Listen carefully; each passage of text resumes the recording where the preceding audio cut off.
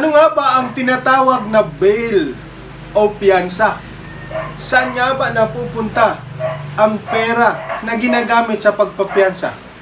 Yun po ang pag-aaralan natin sa video na ito.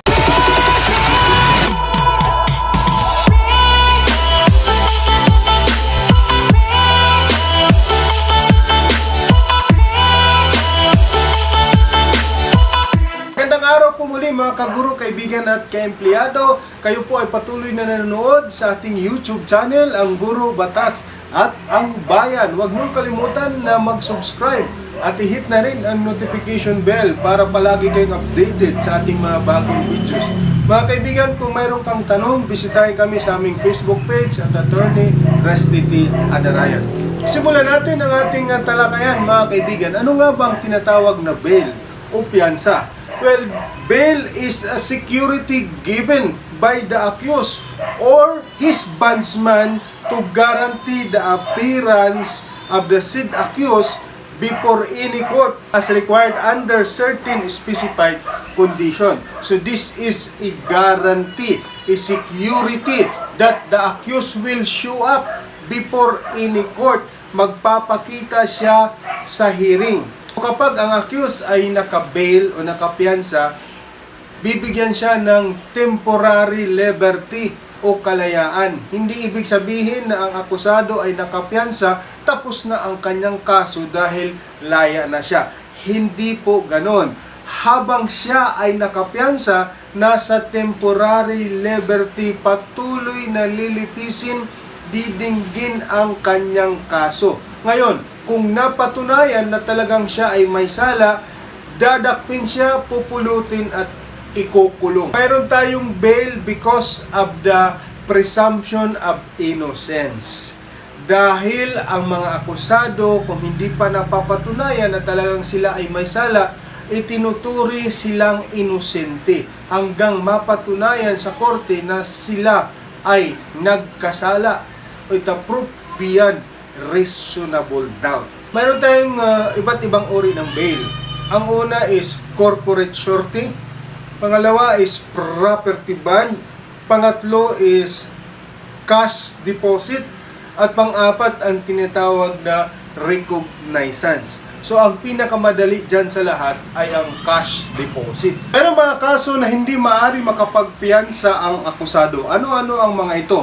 Una, when a person is charged with capital offense or an offense punishable by reclusion perpetua or life imprisonment. Ano-ano mga kaso na halimbawa? Halimbawa, yung murder or rape. So, hindi ka maaring makapagpiyansa kung ang kaso mo ay murder or rape. Pero mayroon pa namang ibang mga remedy. Pero maaari ka pa rin makapagpiyansa if the guilt of the accused is not so strong. Ang gagawin mo lang, magfa-file ka ng petition for bail at ang court na ang magdi-decide kung ikaw ay igagrant ng temporary liberty o hindi. Pangalawa, bail is not allowed after judgment of conviction become final. So kung mayroon ng judgment that you are guilty beyond reasonable doubt, hindi ka maaring makapag-bail pag ang judgment na yun is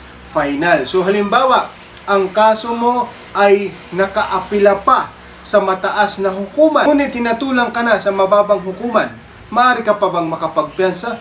Yes, maaari ka pang makapagpiyansa dahil hindi pa final ang iyong conviction dahil nakaapila pa ito sa mataas na hukuman. Ngunit kapag lumabas na ang desisyon ng mataas na hukuman at ikaw ay convicted pa rin, proof beyond a reasonable doubt, ikaw ay hindi na maaari makapagpiyansa. Pangatlo, bail is not allowed if the accused has already commenced to serve the sentence. Kung ang akusado ay nag-umpisa nang iserve ang kanyang sentence o ang kanyang penalty, hindi na siyang maaari makapag-apply pa ng bail. So saan po napupunta ang pera, halimbawa, na idineposito ng isang akusado o kaya bondsman? Yun ang tawag natin sa isang tao na kung saan sa kanya nanggaling ang property o money or any other guarantee for for the temporary liberty of the accused. Saan nga ba napupunta yon? Well, kung pera yan, nasa bangko lang yan, nakadeposito. Halimbawa, kung ay nahatulan na as guilty beyond reasonable doubt, maaari mong makuha yung iyong piyansa. O kaya ikaw naman ay acquitted tapos ng kaso, maaari mo nang makuha o ma-withdraw ang iyong piyansa. Ngayon, ano naman ang mangyayari kung ikaw ay naka-bail at hindi ka umattend sa hearing na kung saan ikaw ay pinatawag ng court? Kinakailangan na ikaw ay nandoon. Kailangan ang presence mo sa court.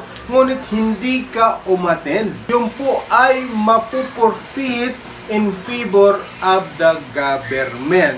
So, hindi mo na siya makukuha. It will be forfeited in favor of the government. At ikaw na hindi uma-attend ng hearing, despite notice, maaari kang dakpin uli at ibalik sa kulungan. So yun po mga kaibigan, ang tungkol sa bail o piyansa. Maraming salamat sa inyong panonood. Mabuhay po.